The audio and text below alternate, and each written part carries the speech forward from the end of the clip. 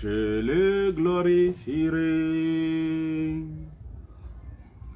et je l'exalterai. Je le proclamerai sur la terre des hommes. Je parlerai de toi, je porterai ma croix. Toujours je chanterai Jésus, ce nom qui sauve, je le glorifierai et je l'exalterai. Je le proclamerai sur la terre des hommes. Je parlerai de toi, je porterai ma croix. Toujours je chanterai Jésus, ce nom qui sauve. Ton nom, le plus beau des poèmes. Ton nom, c'est le plus beau des noms. Ton nom, c'est celui-là que j'aime. Ton nom, c'est le nom des chrétiens. Je le glorifierai et je l'exalterai. Je le proclamerai sur la terre des hommes. Je parlerai de toi, je porterai ma croix. Toujours je chanterai Jésus, ce nom qui sauve.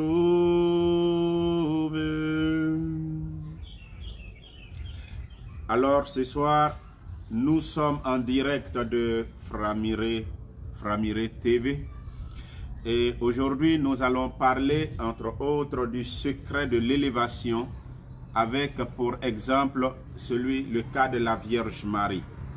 Et au travers de cet enseignement de ce jour, nous allons découvrir ce que c'est que l'élévation et comment être élevé dans la vie.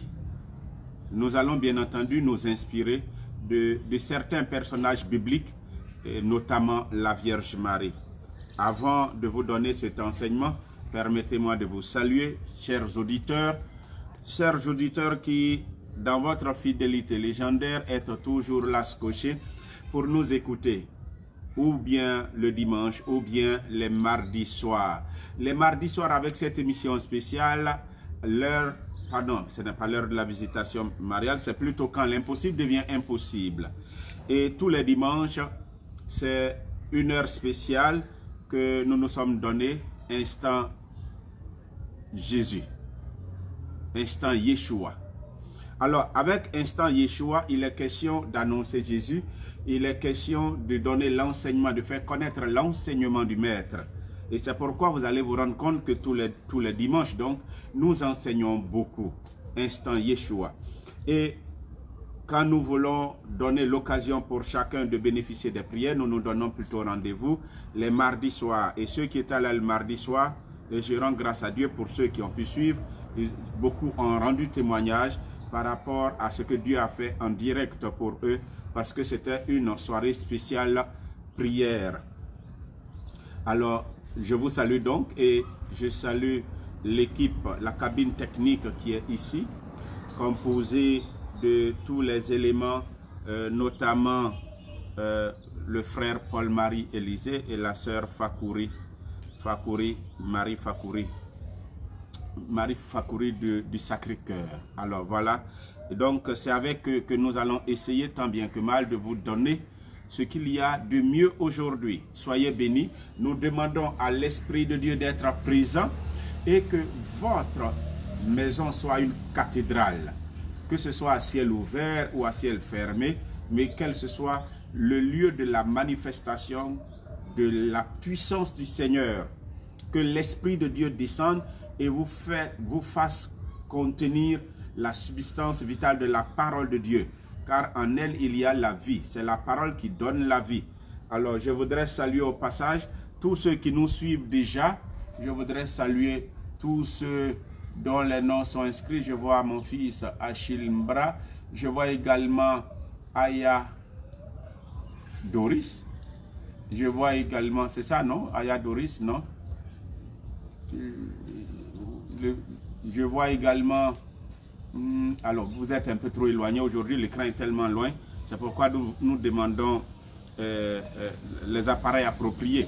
Donc nous vous en supplions, pensez à nous pour que nous ayons des appareils appropriés, car cet élément qui devait être dans mes bras, malheureusement il est très loin de moi et je suis obligé de m'approcher. Alors c'est Aya Daniel et Yako, oui, je vois Grace Stanislas, et je vois bien d'autres. Je vois Framiré aussi qui est en train de suivre. Que Dieu soit loué, que Dieu soit glorifié. Que l'Esprit du Seigneur soit au rendez-vous. C'est avec vous que nous allons élever la voix et nous allons adorer le Roi des Rois, le Seigneur des Seigneurs, lui le Tout-Puissant. Alors, pour toi qui es avec moi ici, nous allons élever la voix et nous allons commencer à adorer Dieu. Gloire. Hare, chantons gloire. Hare, gloire à l'agneau, je dis gloire, gloire, gloire, gloire à l'agneau, car il est glorieux, car il est glorieux et digne de régner. L'agneau est souverain.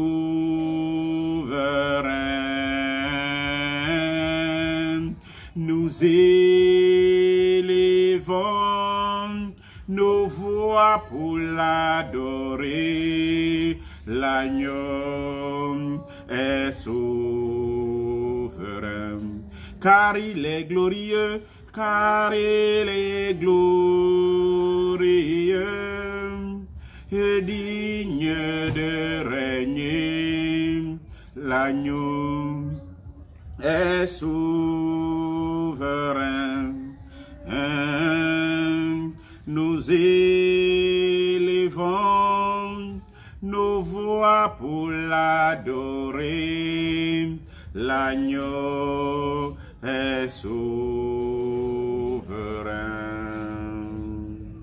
L'agneau est souverain. L'agneau est souverain.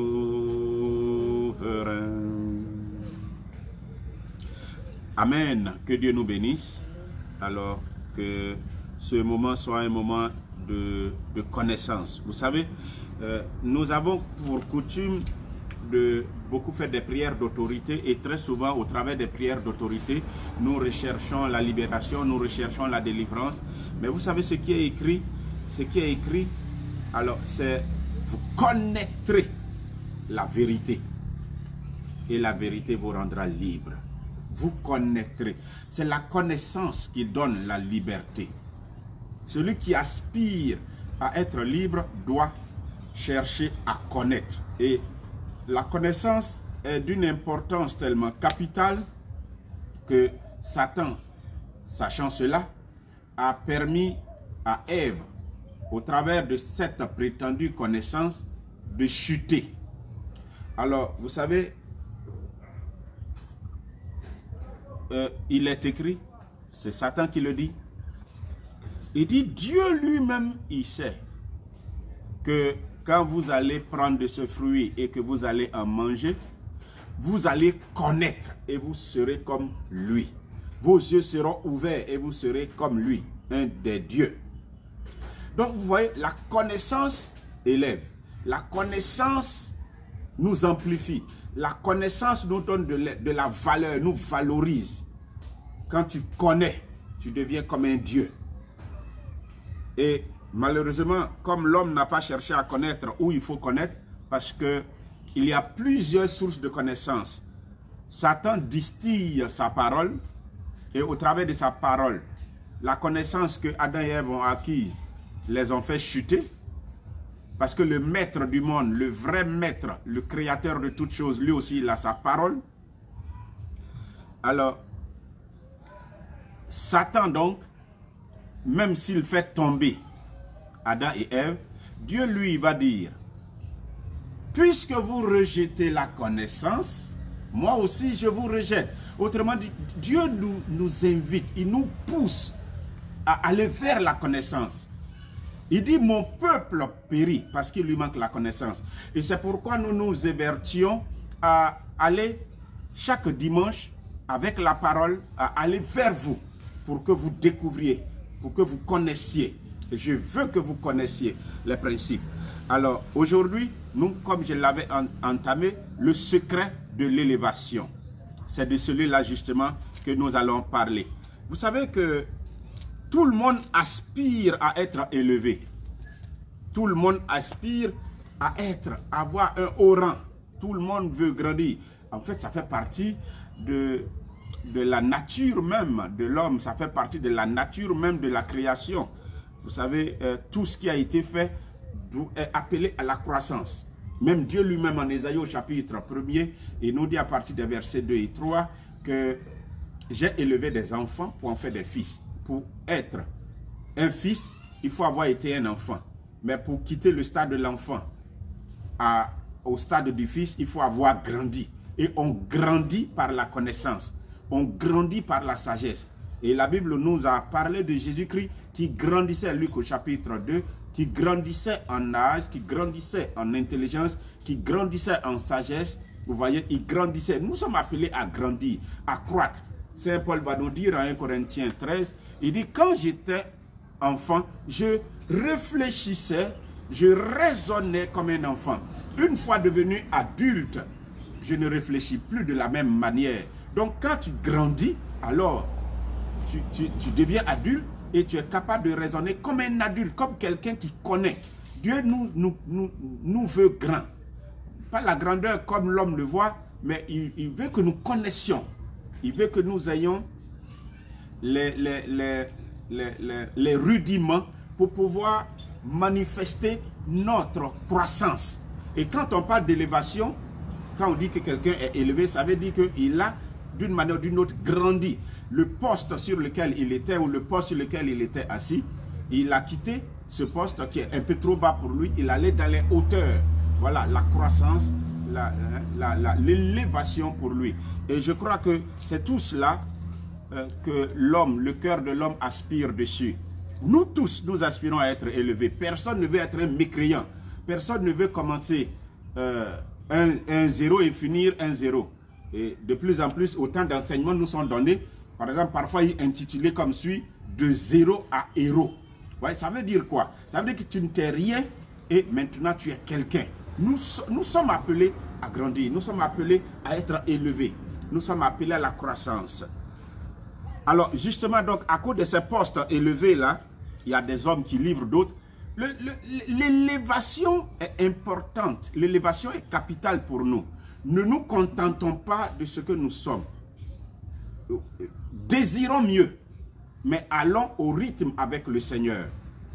Ne bousculons pas tout, mais ne nous contentons pas d'être là au même poste. Nous devons aller de l'avant, nous devons grandir, nous devons croître. Et c'est pourquoi certains, quand ils ont compris cela, ils font tout, ils mettent tout à l'œuvre pour grandir. Même s'il faut brimer, s'il faut marcher sur certains, ils le feront. Alors, j'étais en train de parler de certains qui livrent. Vous allez voir dans des milieux professionnels ou même dans les familles, certains pour avoir l'appui du maître ou de l'autorité de l'espace ou du responsable, du directeur, du président directeur général, ils se lient en amitié et au nom de cette amitié, ils sont prêts à aller rapporter certaines informations, parfois compromettantes pour certains. Parfois même, ce ne sont même pas des informations qui sont fiables, ce sont des purs mensonges. Mais tout ça rapporté pour pouvoir faire chuter un et pouvoir prendre sa place. Voyez-vous, c'est une bataille très très acharnée, très très rude, que se livrent certains hommes pour pouvoir avoir des postes élevés. Pendant ce temps, certains se contentent de rien. Ça ne fait pas de toi un humble. On n'a pas dit que comme tu es humble, tu dois accepter d'être à terre. Non.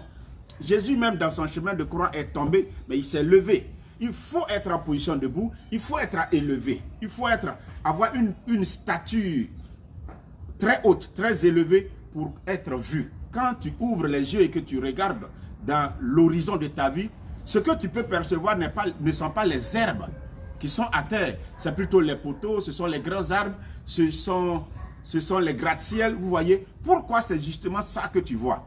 Alors toi aussi, pour être vu dans la société, il faut que tu sois élevé pour qu'on parle de toi. Celui qui est élevé, l'un des avantages, c'est que le monde le connaît. Pourquoi on a connu Jésus? Parce que Dieu, il a plu à Dieu d'élever Jésus, de lui donner un nom au-dessus de tout nom. Donc Jésus est élevé au-dessus de tout. Et alors tout le monde le connaît, vous comprenez? Il te faut être élevé pour être connu. Je ne dis pas de courir après être connu, après une gloriole. Laisse-toi faire par Dieu. Mais c'est un crime, je pense que c'est un crime d'être là, à ne pas se battre pour avoir un nom. Il faut avoir une renommée. Alors, j'ai dit que c'est tellement capital que certains, ils se livrent des batailles acharnées. Il y a des hommes qui livrent d'autres hommes, il y a des trahisons qui se font, il y a des meurtres également, vous comprenez? Il y a des envoûtements. J'ai reçu cet homme. Cet homme-là voulait justement un poste.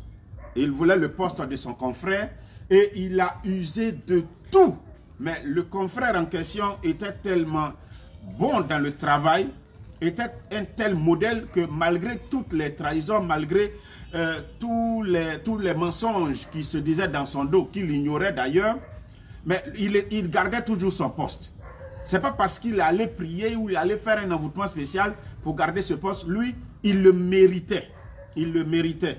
Et alors, pendant qu'il est à ce poste-là, il est tombé gravement malade. Et il était sur le point de mourir. Il a beau faire tout ce qu'il pouvait faire, mais il était sur le point de mourir. Il avait fait pratiquement un mois même sans manger. On l'alimentait faiblement avec de la bouillie et c'était difficile. Ça se voyait qu'il partait. Et un soir, au cours de notre assemblée prophétique, on l'a envoyé. C'était en 2004-2005, si j'ai bonne mémoire.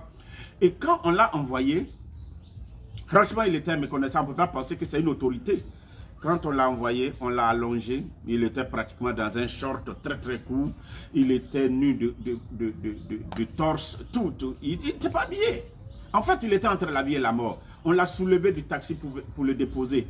Et là, durant toute notre assemblée prophétique, il était même couché à même le sol.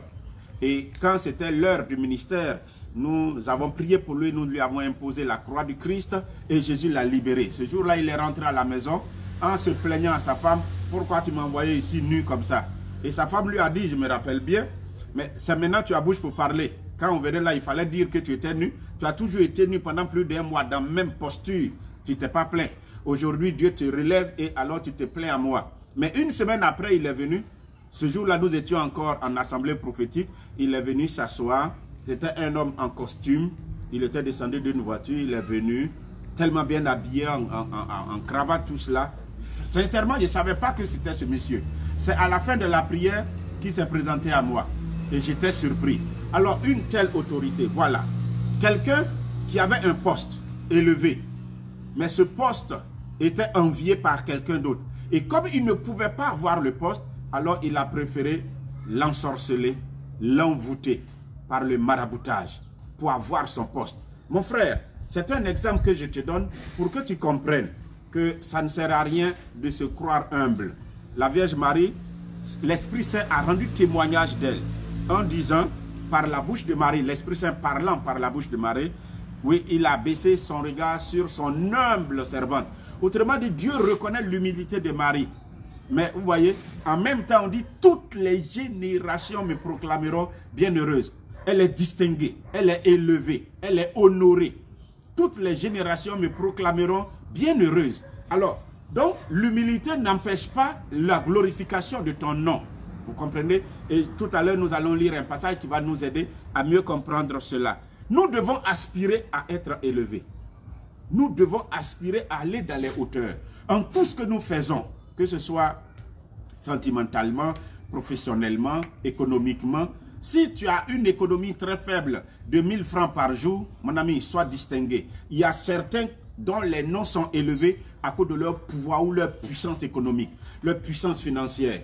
D'autres, leurs noms sont élevés à cause de leur intelligence. D'autres, leurs noms sont élevés à cause de leur capacité professionnelle. Vous voyez, d'autres aussi, leur richesse ou leur matériel leur donne un nom élevé. Ils sont élevés. On doit être élevé en tout domaine. Vous comprenez, frères et sœurs? Donc, sois élevé dans ta vie. Mais comment être élevé? Quel a été le secret de certaines personnes? Qu'est-ce que c'est que l'élévation concrètement? Frère, c'est ce que nous allons essayer de découvrir petit à petit. Mais je veux seulement que tu sois bien attentionné aujourd'hui. Être élevé, retenez simplement que c'est être distingué. Être élevé, c'est être haut placé. Être élevé, c'est être dans une position supérieure. C'est ça, être élevé. Une position supérieure et non pas inférieure. Être élevé, c'est parvenir à un rang supérieur. C'est ça, être élevé. Il faut que nous cherchions à occuper les postes élevés. Nous devons chercher cela. Ne te contente pas. Alors, ça ne veut pas dire un homme est président, un homme, il est le directeur d'une entreprise, et donc, toi aussi, tu dois vouloir son poste. Non, tu cherches l'élévation. Ça peut être le jour où lui ne sera pas là, peut-être tu auras sa place, ou bien pendant qu'il est là, dans un autre domaine de ta vie, tu es élevé et lui-même, il a besoin de toi. Parce que les présidents ou les directeurs que je vois dans les entreprises, ou dans les nations, ou dans les royaumes, les rois, ils ne font pas tout eux seuls. Ils ont besoin les uns des autres. Il y a certains qui sont très élevés dans leur capacité de connaissance informatique et le président du pays a besoin d'eux. Vous comprenez? D'autres dans la communication et le président a besoin d'eux. Donc quand on cherche les personnes qui sont élevées, on va vers eux. Si tu es élevé dans ton domaine, alors tu seras distingué. Quels sont les personnages? Il y a des personnages qui ont été élevés dans la Bible. Par exemple, nous pouvons voir Joseph. Voici quelqu'un dont le nom est Joseph. Et tout ça, je vous donne ces exemples pour que vous aussi, vous compreniez que vous aussi, vous pouvez être élevé. Partir de rien et devenir quelqu'un. D'ailleurs, le psaume 100, je vais vous le lire rapidement. Voilà, le psaume. Je vais vous le lire rapidement. Dieu en parle. Dieu, il nous prend, nous ne sommes que poussière. Nous ne sommes que poussière. Il dit, le psaume 113, à partir du verset 5, qui est semblable à l'Éternel notre Dieu? Qui est semblable à l'Éternel notre Dieu? Il s'élève très haut pour siéger. Vous voyez, nous-mêmes, notre Dieu, lui, il est très haut. Il s'élève très haut et il occupe les rangs très hauts. C'est pourquoi quand quelqu'un a pour Dieu, notre Éternel, il ne peut que être élevé. S'il y a une alliance entre l'Éternel, le très haut, le haut placé, le plus haut, c'est comme ça on l'appelle, son nom c'est le très haut. Tu ne peux que connaître l'élévation s'il y a alliance entre vous. Alors on dit qui est semblable à lui? Il s'élève très haut pour siéger et il s'abaisse pour regarder les cieux et la terre. Écoutez ce qu'il dit dans le verset 7. De la poussière, il redresse le faible. Tu es faible, tu es tellement faible que tout le monde se rit de toi. En fait, nul ne peut compter sur toi.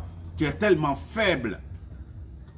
On ne peut jamais compter sur toi. Et finalement, tu te sens mécréant, tu te sens inutile dans la société. Mais la Bible dit, lui il est haut. Quand il abaisse son regard, quand il te voit faible, il te relève. Comme Jésus-Christ, il l'a relevé. Voyez-vous, du fumier, il relève le pauvre. Et on dit quoi? Pour les faire siéger avec les notables de son peuple. Tu étais qui?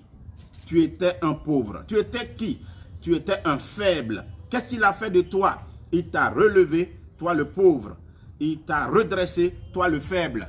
Toi qui étais le rabougri, toi qui étais en position à terre, dans la poussière, quand il t'élève. Alors, prenons le cas de quelqu'un dont le nom est Joseph. Son histoire est remarquable. Joseph était le plus petit parmi ses frères. Et Joseph a fait un très bon rêve. Cette vision qu'il a eue retraçait sa destinée. En fait, dans sa destinée, il devait être quelqu'un de haut placé, de très élevé. Voilà. Dans sa destinée, c'est ça. À telle enseigne que même ses parents se prosterneront devant lui. Mais de ce moment où il est le plus petit jusqu'à l'accomplissement, c'était toute une histoire. Et certainement, pour toi aussi, c'est la même chose. Quand parfois, on perd tout, quand parfois, on est la risée de tout le monde, quand parfois, on se sent tellement faible, quand parfois, on a tellement pleuré, on regarde à gauche, à droite, ici et là, et on se rend compte que, franchement, à moins que Dieu n'intervienne, sinon, je n'ai personne, je ne sais celui qui comptait. Alors, Joseph, quand il a partagé, ça a suscité plutôt de la jalousie. Et c'est comme ça, quand toi-même tu te regardes, tu dis, mais qu'est-ce que moi j'ai pour que les gens me regardent de cette manière? Pourquoi on m'attaque? Qu'est-ce que j'ai fait? En fait, parfois, ce qu'il y a de plus profond dans ton cœur, tu ne veux que partager avec les gens, pensant qu'ils t'aiment, pensant qu'ils te soutiennent dans tout, pensant qu'ils sont de ton bord, ils sont d'accord. Mais la jalousie reste la jalousie, frères et sœurs. Et quand il a partagé, ils l'ont plutôt pris et son histoire a commencé ainsi. Pour le tuer, ils l'ont envoyé en dehors des champs. Ses propres frères l'ont envoyé en dehors des champs. Et là-bas, ils l'ont mis dans un puits dans l'espoir de le voir être mordu par un serpent au venin mortel. Et alors il va succomber. Malheureusement, les serpents étaient dedans, mais les serpents ont passé le temps à l'embrasser. Quel a été son secret? L'Éternel, le Très-Haut, qui avait un projet pour sa vie. Il dit, moi l'Éternel, je connais les projets que j'ai pour toi. Ce sont des projets de bonheur et non pas de malheur. Et quand il est dans ta vie et que tu lui es très soumis en tout, il est avec toi jusqu'au bout. Ils te combattront. Bien des événements viendront. Quand on dit ils te combattront, ça peut être des événements qui arrivent, ça peut être des démons, ça peut être des hommes, ça peut être des circonstances, c'est-à-dire la perte du travail, la perte d'un être cher, tout cela va te combattre, va combattre âprement ta vie. Mais ça peut être la maladie et tout quoi. Mais il dit, ils ne pourront rien contre toi. Lui, on l'a mis dans le puits. Comme Daniel, on l'a mis dans un grand trou, une fosse. Mais les lions n'ont pas pu faire quoi que ce soit devant lui. Parce que l'Éternel est avec lui. Parce que Dieu est avec lui. Et c'est ça, frères et sœurs. Si Dieu est avec nous, qui peut contre nous? Personne. Et lui, Dieu était avec ce Joseph. On l'a fait ressortir parce qu'ils ont vu une colonne de marchands, des Ismaélites. Et alors, ils l'ont vendu. Ils l'ont vendu. Et il est parti. Et là-bas, quand il est arrivé, il était sur le marché des esclaves. C'était des produits à vendre. Comme tu vas au marché et que tu te permets de payer une banane, une orange, une igname, de payer toutes sortes de fruits que tu veux, du lait. On vendait des esclaves. Et Joseph, qui sera élevé un jour, était esclave. Il était esclave, il buvait la même eau que les autres esclaves, il avait les chaînes à ses mains comme les autres esclaves. Donc, je veux te dire à toi qui m'écoutes, ne pleure pas pour ta condition d'aujourd'hui. Il faut bien passer par un événement pour pouvoir rendre témoignage un jour. Et donc, Joseph a accepté. C'est ça, c'est cette docilité. Sans mot dit, il a accepté, il a assumé. Il ne se plaignait jamais. Et en tant qu'esclave, il a été acheté par un maître. Et c'était Potiphar. Et lui, il était au service de Pharaon. Il était l'un des supérieurs qui sont à côté de Pharaon. Et Potiphar va l'avoir dans sa maison. Dans la maison, il servait tellement bien et il savait tellement bien faire. Et comment? Parce que son Dieu qu'il craint tant était avec lui. Et à telle enseigne que même en tant qu'esclave, serviteur dans la maison de Potiphar, parmi tous les autres, il était distingué. Il y avait une différence. Et c'est cette différence-là qui nous élève. C'est cette différence qui nous élève. Mais d'où vient la différence? Nous allons découvrir ça tout à l'heure. Et comme il est distingué, d'abord en âge, en beauté, en intelligence et en capacité, ça fait que il a attiré le regard sur tout le monde, même la femme de Potiphar. Et la femme de Potiphar a osé venir auprès de lui pour le corrompre. Il craignait tellement Dieu, malgré la beauté de la femme de Potiphar, il dit, je ne peux pas. Elle a tout fait, il dit, je ne peux pas. À cause du respect que j'ai pour ton mari et à cause de mon Dieu, ma foi en Yahvé, le Dieu très haut placé, ne me permet pas de coucher avec toi. Il a craint son Dieu. Il était soumis à son Dieu. Il était docile à la voix de son Dieu. Et alors, vous savez, quand une femme veut quelque chose et qu'on ne lui a pas donné, je ne sais pas, parfois, c'est loin de moi d'insulter les femmes, mais Satan même respecte les femmes.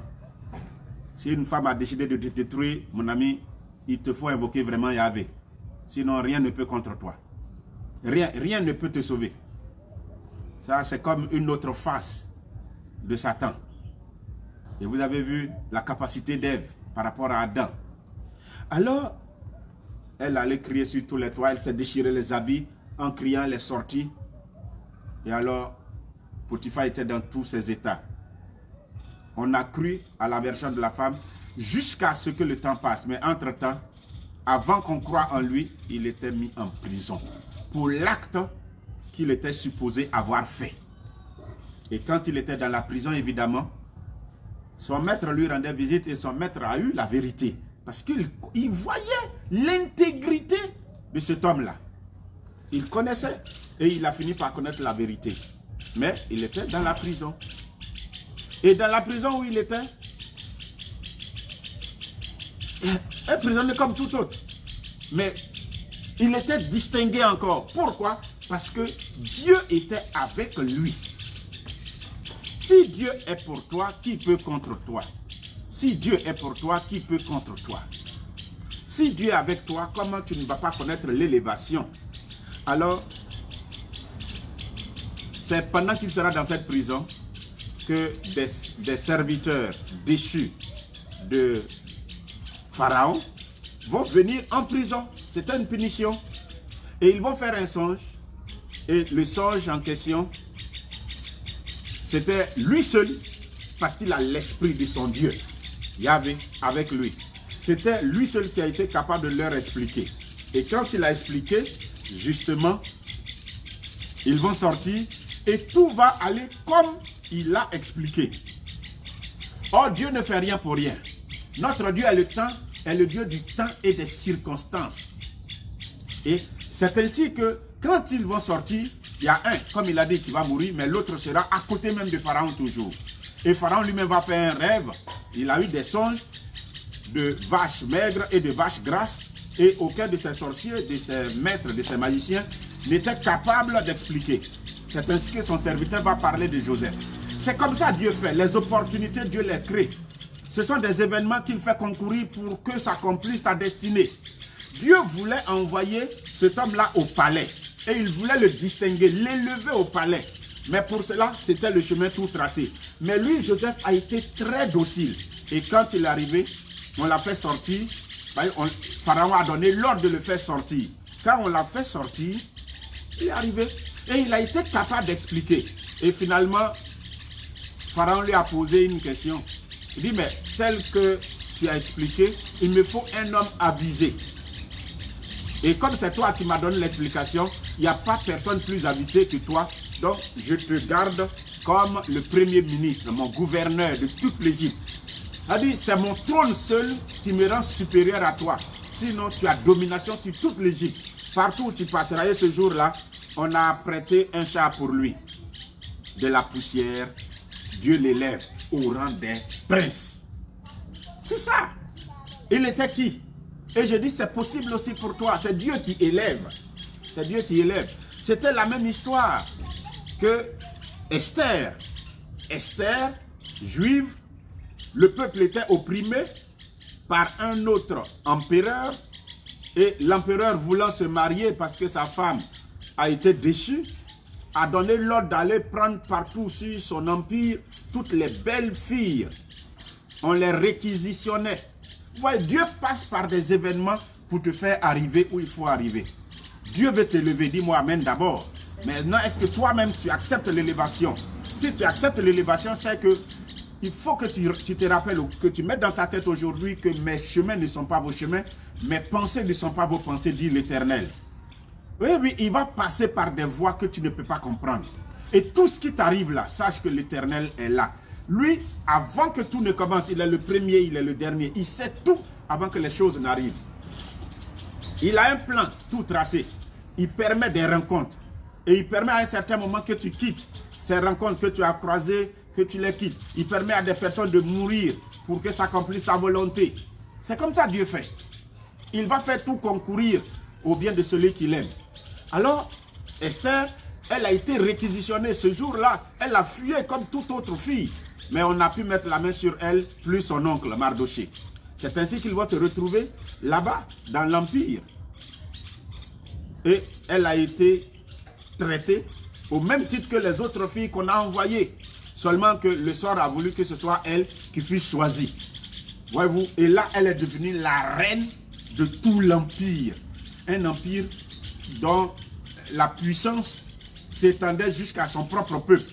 Autrement dit, elle-même, avec son rang de reine, elle dépassait même le chef de son propre pays, de son propre peuple. Elle dépassait en rang. Quand Dieu veut t'élever, il t'élève. Et il veut élever des hommes en ces temps. Il veut élever des hommes. Comprenez? C'est ainsi qu'il a élevé Moïse. Qui est Moïse? Il y a les Égyptiens qui régnaient sans partage sur le monde en ce moment. Et Moïse, c'était le fils d'une juive. Et c'était un peuple vassal, un peuple esclave. Il souffrait. Et il y avait même un écrit. Un décret a été signé pour dire les enfants des Juifs, des Hébreux, mâles, doivent mourir automatiquement. C'est-à-dire pendant qu'elles sont en train de pousser, étouffer en même temps, on ne veut pas d'enfants mâles. Il faut que ce soit les femmes, comme ça nous-mêmes on peut s'en servir. C'est tout. Mais Moïse, on ne l'a pas tué. Parce que Dieu était dedans. Et je prie que Dieu soit dans ton histoire. Je prie que Dieu soit avec toi. Je prie que ce Dieu qui t'a gardé jusqu'à aujourd'hui, qu'il continue par sa main puissante, qu'il continue d'écrire l'histoire de ta vie au travers de tout ce que tu as pu vivre dans ta vie. Je ne veux pas que tu passes ton temps à pleurer ou à pleurnicher parce que tu ne peux pas comprendre les pensées de Dieu. Vous savez, il s'appelait comment? Il s'appelait Lazare. Lazare était bien portant. Jésus mange chez lui. Jésus dort chez lui. Jésus se repose tout le temps chez lui. Jésus l'appelait mon meilleur ami. Jésus, il avait besoin de femmes pour être à son service par rapport à son ministère. Lui, Lazare dit, voici mes deux sœurs.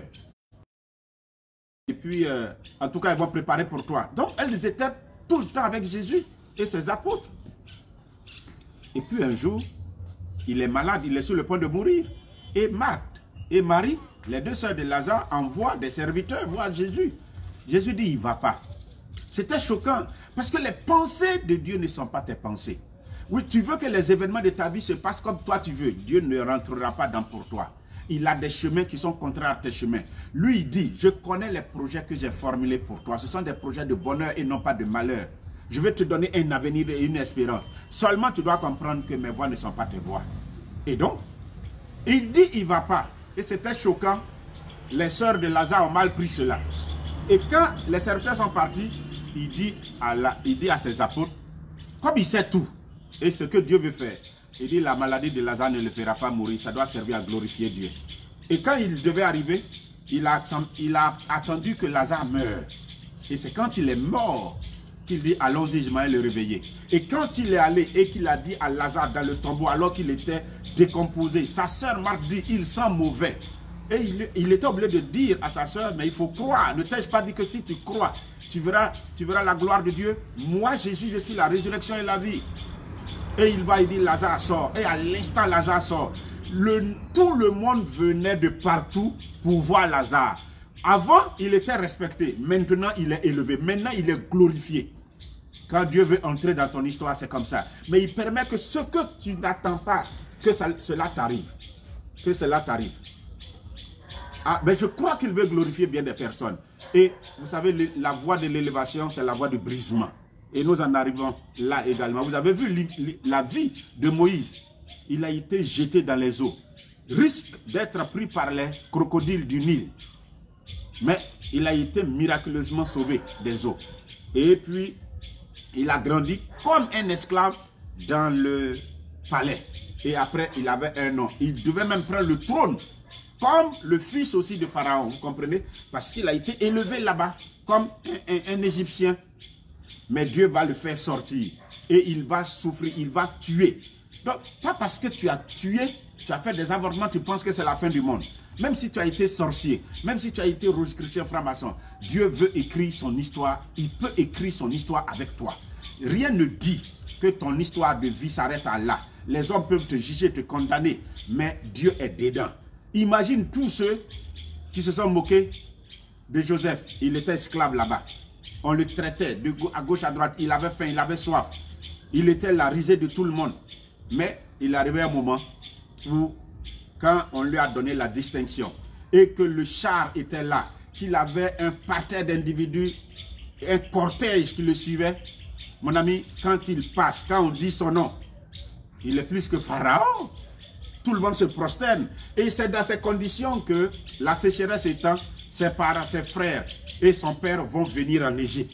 Et ce jour-là, il n'avait pas reconnu. Mais lui, il les a reconnus, il a pleuré amèrement et après, il s'est présenté. Ils sont allés prendre leur père pour venir. Et tous se sont prosternés devant lui. Est-ce que ce n'est pas ce qu'il a vu quand il était encore petit enfant? C'est la même chose.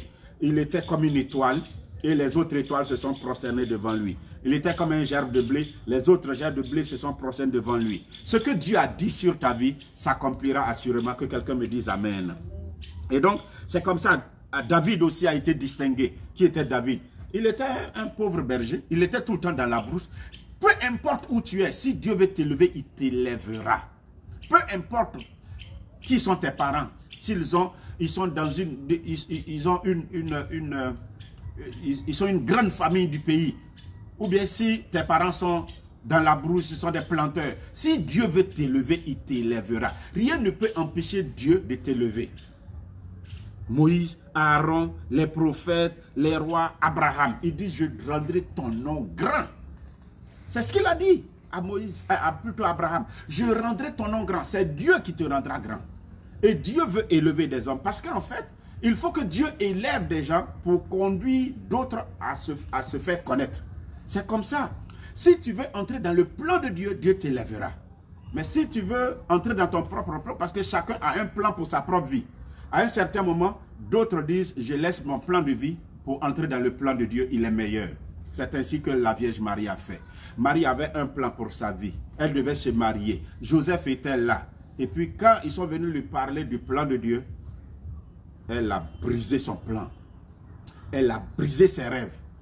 Et quand elle a brisé ses rêves, elle a épousé la vision de Dieu. La vision de Dieu a transformé au plus profond de la vie de Marie d'autres rêves.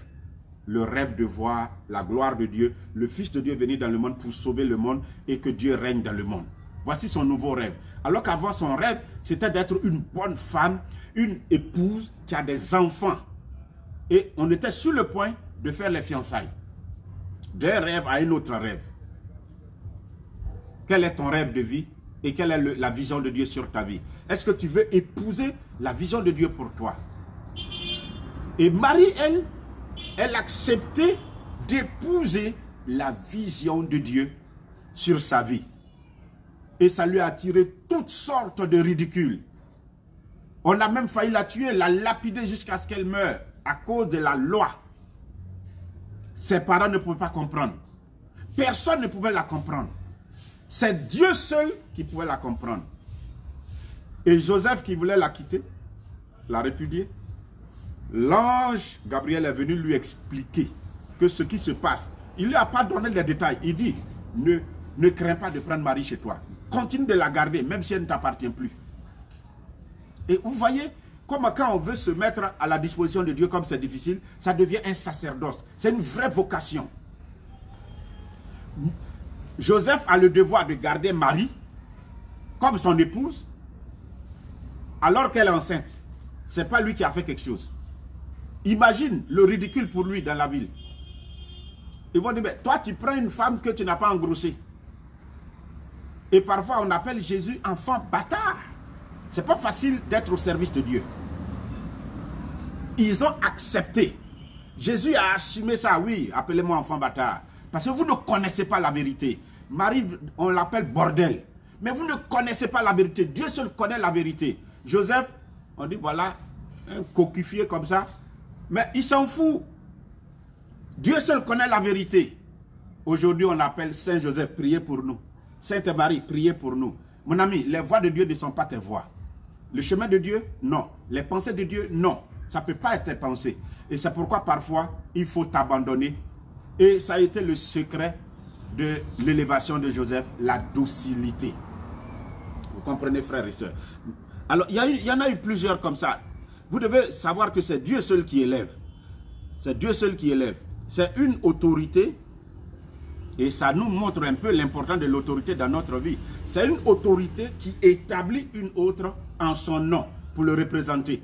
C'est comme quand un président d'un pays nomme des gouverneurs ou bien il nomme des ambassadeurs, des diplomates et il les envoie dans un autre pays. C'est pour le représenter. Mais c'est lui qui les nomme. Il les établit autorité en son nom. Et puis, ils s'en vont. Comme les préfets. Vous voyez? C'est comme ça. C'est une autorité qui choisit et qui établit d'autres personnes comme des autorités. Mais si tu as été établi par Satan et que un autre a été établi par le Dieu très haut, entre vous deux, qui peut être l'autorité la plus grande? C'est pourquoi quand Jésus-Christ, Satan a été le premier à se proposer à lui quand il allait dans le désert pour dire, tu vois, si tu te prosternes devant moi, si tu m'obéis, si tu me reconnais comme ton Dieu, voici, tout ça, je te le donne, c'est pour toi. Tous ces royaumes, toutes ces richesses, tout. Il lui a dit, arrière de moi, Satan. Parce qu'il voulait être sous la couverture de son Père qui est le Dieu très haut, celui qui est au-dessus de tout.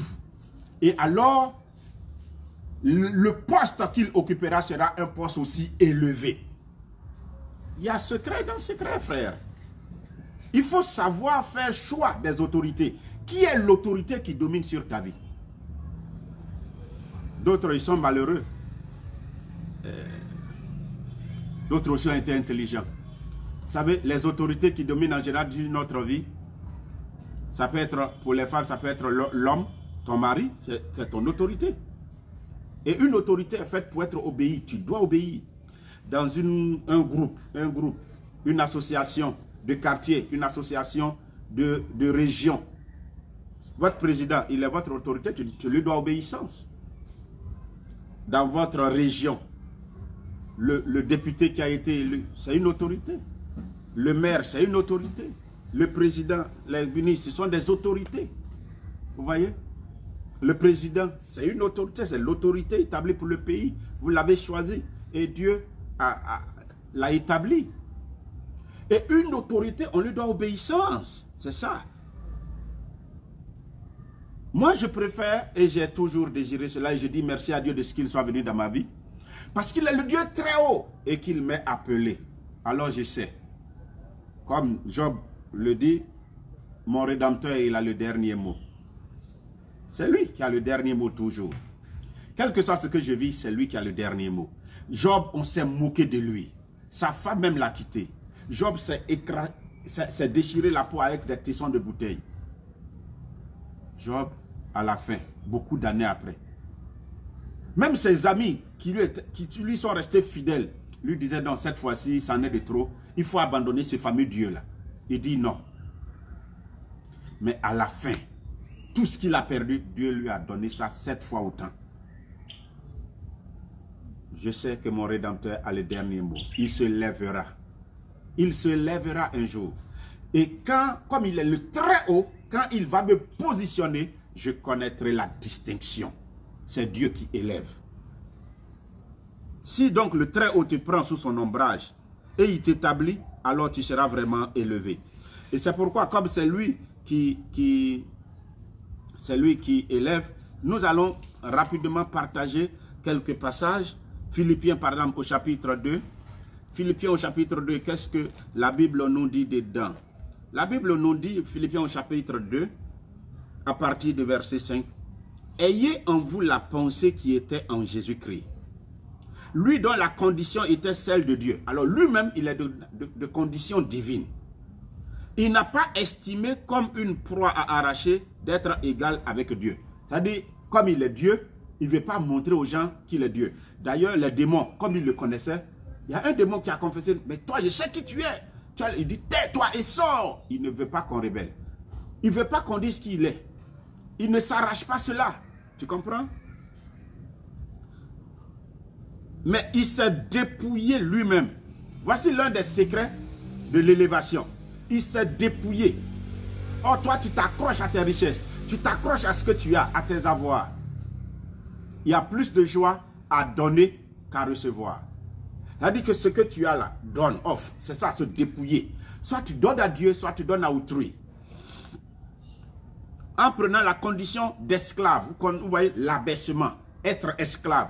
Aujourd'hui, ceux de qui on se moque dans la société, ceux qu'on déconsidère, c'est les esclaves, c'est les servantes, c'est les bonnes, on les appelle de tous les noms. Ils n'ont pas de valeur.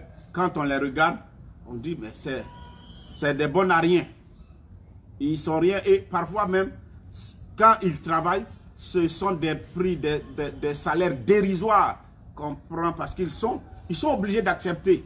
Et ils subissent même la violence dans des maisons. D'autres servantes sont violées. Ils vont aller se plaindre à qui? Vous voyez, c'est vraiment difficile. Mais il a pris la condition d'esclave alors qu'il est Dieu. En devenant semblable aux hommes, après s'être trouvé dans la situation d'un homme, il s'est humilié lui-même en devenant obéissant. Donc lui-même, Jésus, il est devenu obéissant jusqu'à la mort sur la croix. Or, la mort sur la croix est la mort la plus humiliante. Regardez, sur le chemin du calvaire, il a accepté. D'abord, lui-même en venant, il est né dans une mangeoire pour animaux. Toi, quand ton enfant doit venir au monde, il y a un ventilateur. Alors, quand c'est un garçon, vous allez faire la chambre bleue. Quand c'est une femme, une chambre rose. Vous voyez, non? Il y a une climatisation, il y a un ventilateur, ça doit souffler, il doit être dans de bonnes conditions. Tout est chic. Alors, la chambre dans laquelle il devait naître, lui, qui est de condition divine, et qui est venu, il dit, me voici Seigneur pour faire ta volonté. Donc, il est venu pour obéir. C'est un secret, l'obéissance, frère. Il est venu pour obéir. Rien que obéir. Et c'est un problème aujourd'hui. Les gens ont du mal à obéir. Ils ont du mal à obéir. Alors lui, il a obéi. Cette mort humiliante, il a été dépouillé. Un homme respectable comme lui, qui est de condition divine, qu'on met à nu, à poil. Et il accepte. Pas parce qu'il veut. La veille, la Bible dit dans le jardin de Gethsémane, il était dans l'effroi. Il avait tellement mal, il était tellement... Il savait ce qui doit arriver. Il redoutait ça tellement que sa sueur est devenue du sang. Et ça coulait et ça tombait comme des grumeaux. Il savait ce qui devait lui arriver. On l'a jugé. On a craché sur lui. Lui qui est Dieu. On l'a giflé. Lui qui est Dieu. On l'a attaché comme une vue alors qu'il n'a jamais menti, alors qu'il n'a jamais fait de mal. Et il a accepté cela. Et on l'a conduit comme un animal qu'on amenait à l'abattoir. Il a accepté. On l'a jugé. Lui qui doit juger les gens, qui à la fin des temps, tout va être jugé par lui là. Lui, il accepte d'être jugé. Et on ment sur lui. Et il sait que c'est mensonge. L'esprit est là pour lui dire, ce qu'il dit c'est faux. Mais il va se plaindre à qui? Il a accepté son sort. On l'a pris alors que depuis la veille, il n'a pas mangé. D'un bout de la ville à un autre bout, parce que les rois, Hérode et l'autre, Ponce Pilate, voulaient se faire ping-pong de Jésus-Christ. Donc il passe là-bas, on lui dit, lui aussi, n'a qu'à le condamner, il dit non, il ne voit rien, on le ramène. Oh, et tout ça en tant qu'enchaîné. Et il a accepté. Et quand le verdict est tombé, on l'a pris, et cette fois-ci, on va l'obliger à porter la croix. Il a accepté. Il était fatigué. Avant de l'envoyer même porter la croix, ils l'ont fait asseoir sur une chaise. Ils ont pris une couronne d'épines. Ils ont forcé ça dans sa tête. Le sang a commencé à couler partout. Ils l'ont tellement frappé qu'un œil est sorti, poché. C'est sorti pratiquement. Ils l'ont flagellé. Tout son corps n'était que plaie. Il a accepté. Quand on dit c'est un agneau qu'on menait à l'abattoir, c'est maintenant vous comprenez. Et vous allez comprendre pourquoi son nom est au-dessus de tout nom. Il a accepté. Le secret de l'élévation est dans l'obéissance, la docilité, la soumission. Il faut accepter. Or, toi, tu refuses d'accepter. Parce que tu veux protéger ton ego. Personne n'est prêt à accepter. Tout le monde veut être son propre chef et ne veut avoir personne pour chef. Et c'est pourquoi de plus en plus, la société va mal. Dans les foyers, la société va mal. Dans les associations, la société va mal. Quand le responsable dit une seule chose, les autres se mettent ensemble pour critiquer, pour dire nous ne voulons pas. Et c'est pourquoi il y a tellement de crises dans les nations, dans les associations, même dans l'église, au cœur de l'église. Dans les communautés, dans les paroisses, c'est la même chose. Mais lui, il a accepté. Et quand il a pris la croix, c'était trop lourd pour lui. Il n'avait pas mangé, il n'avait pas de force. Mais il se permettait de se relever. Waouh! Jésus, je le respecte et je l'adore. Je lui dis vraiment, aucun homme ne peut être... Il est vraiment Dieu. Il s'est relevé. Il fait l'effort. Je ne sais pas, moi je ne pouvais pas faire ça. C'était trop. Surtout qu'il est innocent. Deuxième fois, il est tombé encore. Il s'est relevé. Et pendant qu'il tombe, on le flagelle. On ne l'aide pas à soulever la croix. Lui-même va soulever. Et on le frappe. Et quand il tombe, tout son corps n'était que plaie. Les plaies s'ouvrent, le sang coule, la sueur est là, et la poussière rentre. Et vous comprenez, c'est terrible. Mais il a accepté. Tout était que douleur. C'est pourquoi on l'appelait homme familier à la souffrance, habitué à la douleur, homme des douleurs. Et quand il va arriver à la troisième, quand on doit vouloir le crucifier, là, on le met à nu. Les autres, non. Mais lui, ils ont voulu tellement l'humilier, il était nu. C'est par pudeur que quand on fait le crucifix, on met un linge. Sinon, en réalité, nu. Pour que les gens se moquent davantage. Ça dit qu'il n'était plus rien. Il n'était plus rien. Et là, il va mourir à la croix en disant, Père, tu m'as abandonné. Vous comprenez? Et c'est ça on dit. On dit, il s'est humilié lui-même. C'est pas Dieu. C'est pas parce que Dieu est dedans, c'est pas à force de Dieu. Il faut accepter toi-même, ton ego doit. Il s'est humilié lui-même. En devenant obéissant jusqu'à la mort sur la croix. C'est pourquoi aussi Dieu l'a souverainement élevé et lui a donné le nom qui est au-dessus de tout nom. Afin qu'au nom de Jésus, tous genoux fléchissent dans les cieux, sur la terre et sous la terre, et que toute langue confesse que Jésus-Christ est Seigneur à la gloire de Dieu le Père. Le secret de son élévation, pour qu'il ait ce nom-là, est dans son abaissement, dans sa docilité, dans sa soumission. Nous n'écoutons pas. Et nous voulons être élevés. Et vous voyez, il y a l'élévation à la manière du monde.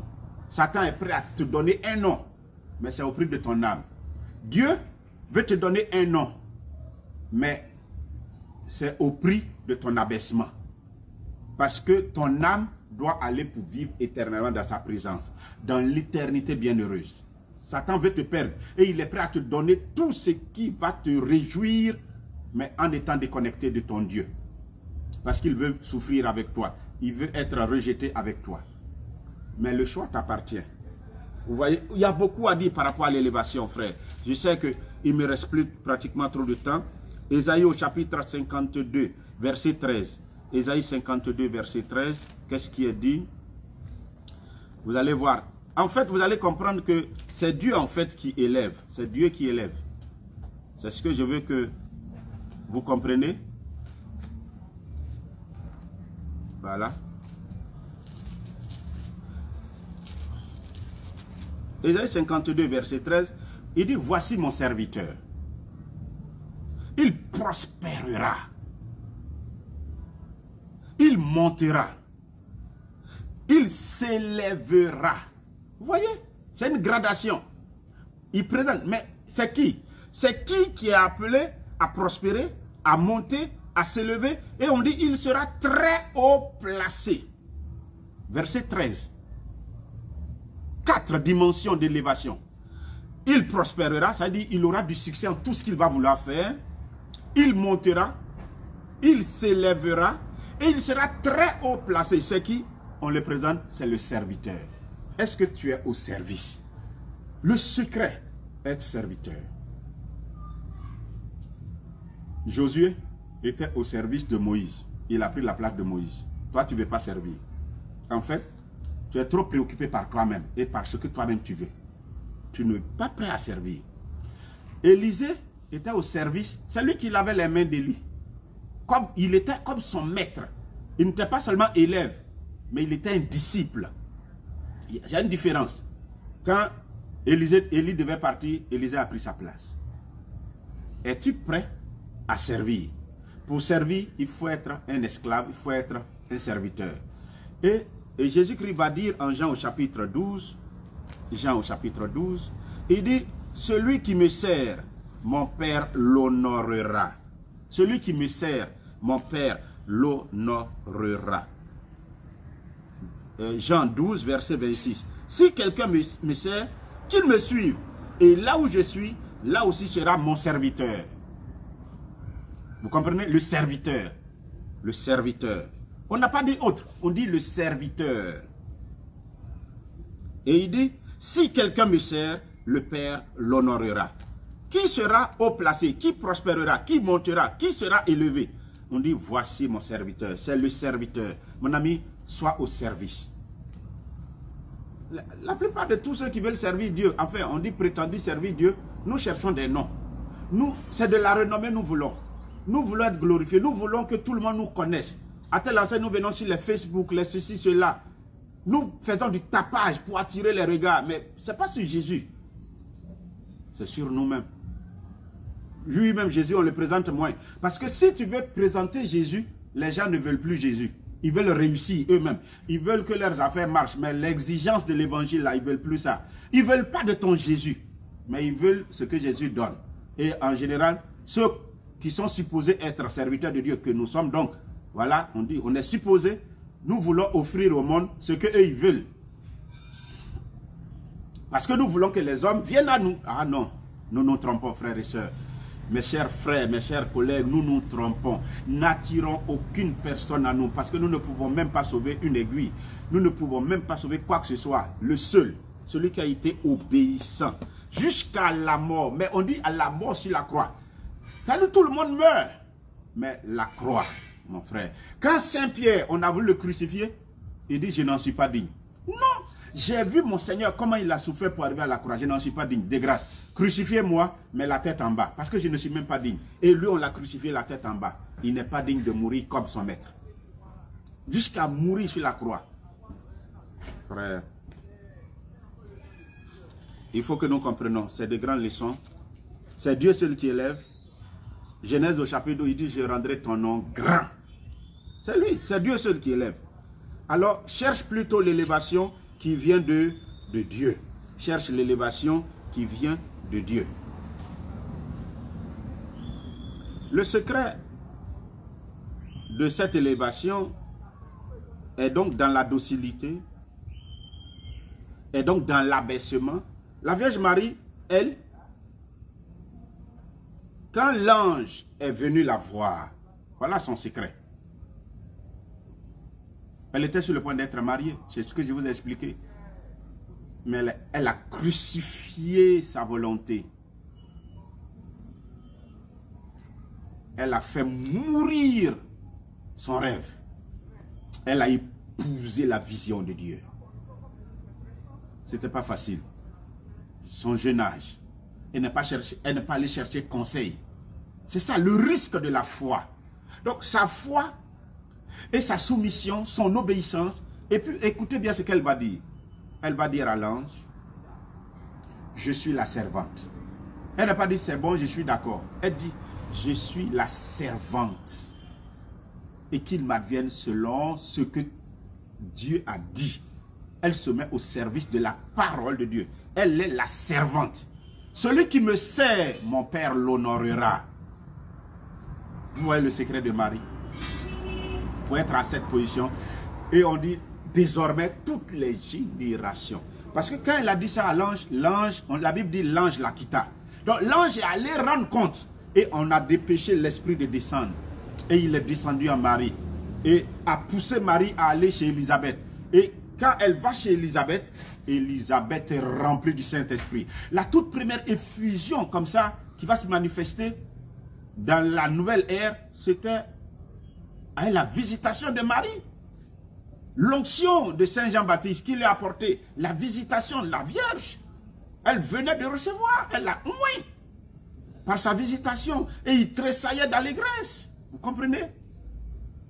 Élisabeth dit, mais qui suis-je pour que la mère de mon Seigneur? Mais qui lui a donné ce nom? Qui lui a donné ce titre? L'ange même se projette dit, mais réjouis-toi, toi la comblée de grâce. Mais le secret est où? Jésus était en train de prêcher. Une femme dit, mais vraiment, bienheureuse les mamelles que tu as allaitées. Le sein qui t'a porté. Ça dit, on la proclame à cause de la prédication du ministère de son fils. Et aujourd'hui, son nom est cité partout. Quel a été le secret? Elle dit, je suis la servante. Qu'il m'advienne selon ta parole. Et elle a cru jusqu'au bout. Elle a enduré toutes sortes de douleurs. C'est pourquoi on appelle Notre-Dame de 7 douleurs. Siméon l'a regardé et dit, femme, l'épée va te transpercer le cœur. Elle va souffrir dans ce ministère. Les voix de Dieu ne sont pas les voix des hommes. Frère, on a beaucoup à dire. On a beaucoup à dire. Et c'est pourquoi la Vierge Marie, comme elle sait que nous aspirons tous à être élevés, va dire, faites tout ce qu'il vous dira. Autrement dit, il faut retourner à la parole. Il faut retourner à la parole. Il faut retourner à la parole. Il y a des choses, si tu ne retournes pas à la parole, tu ne connaîtras pas l'élévation. C'est la parole qui va t'instruire. Et c'est la parole, si tu la suis, alors tu es au service de ton Dieu, qui est le Dieu très haut placé. Comme Joseph a craint Dieu, au travers de sa parole qu'il suivait à la lettre, il a montré son intégrité, alors Dieu l'a élevé. Aujourd'hui, je vais vous lire ce dernier passage et puis nous allons nous en arrêter à là. C'est dans le livre d'Ecclésiaste au chapitre 10. Il y a une sottise. On dit, il est un malheur que j'ai vu sous le soleil comme une inadvertance échappée à celui qui gouverne. C'est-à-dire, il ose dire même celui qui gouverne, c'est-à-dire Dieu, on a l'impression qu'il n'a pas bien calculé et puis il a permis cette sottise-là. Il dit, la sottise est placée au poste très élevé. C'est-à-dire, parfois, il y a des gens qui occupent des postes, tu ne comprends pas. La sottise est placée au poste très élevé et des riches sont assis dans l'abaissement. Et verset 7, il dit, c'est Ecclésiaste au chapitre 10, verset 6 et 7, il dit, j'ai vu des esclaves sur des chevaux, donc placés très haut, et j'ai vu des princes aller à pied comme des esclaves.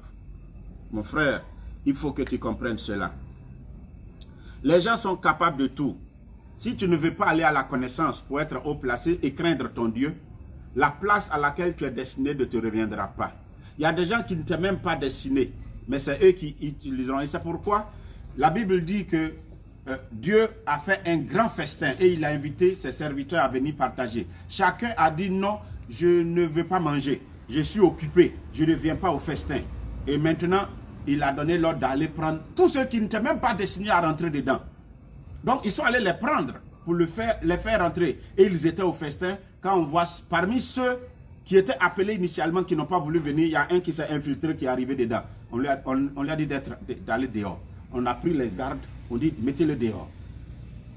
Il y a des gens qui ne sont pas appelés à avoir le poste élevé. J'ai vu des esclaves aller à cheval.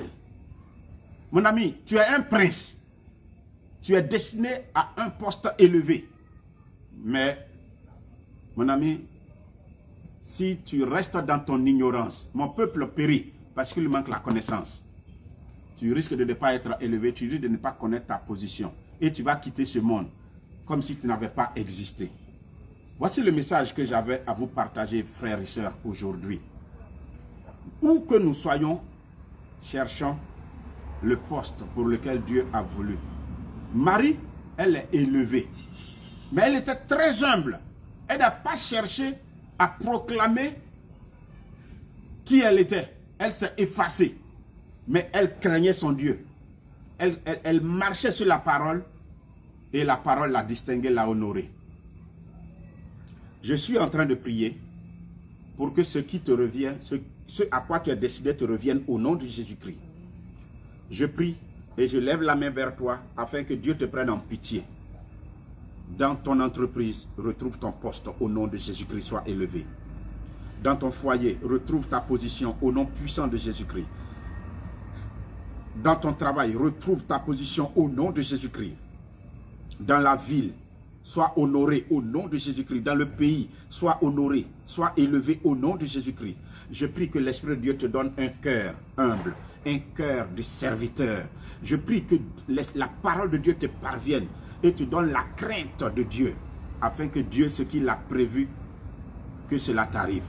Je prie afin que les circonstances que Dieu met devant toi, que tu sois capable de marcher en ces circonstances et que tout arrive conformément à la volonté de Dieu dans ta vie. Je prie afin que toi qui étais découragé, que tu retrouves de la force et de la vigueur et que dans la sagesse de Dieu, tu puisses revoir que l'Éternel a permis des événements dans ta vie parce qu'il a un projet mieux que le projet dont tu rêves à toi.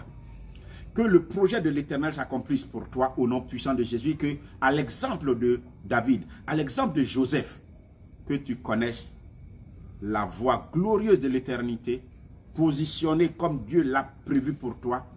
Je le demande à mon Père qui est très élevé et je prie qu'il ait en pitié, qu'il fasse miséricorde tous ceux qui sont tombés et qui ont du mal à se relever, qu'il les relève et qu'il les repositionne sur la voie de l'éternité bienheureuse au nom puissant de Jésus-Christ de Nazareth. Ainsi nous avons prié.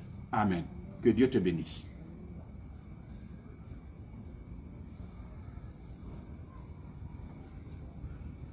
Merci de partager. J'ai été heureux de passer ce temps avec vous. Merci de le partager. Vous ne partagez jamais. Et il y a plusieurs aussi qui ont besoin d'entendre ce message. Pour que eux aussi soient éclairés, comme toi tu as été éclairé. Que l'Éternel soit avec toi. Que sa grâce ne te quitte jamais. Et que sa faveur soit ton partage. Nous nous donnons rendez-vous pour le mardi. D'ici là, que la Vierge vous accompagne. Je vous aime. Dieu vous bénisse.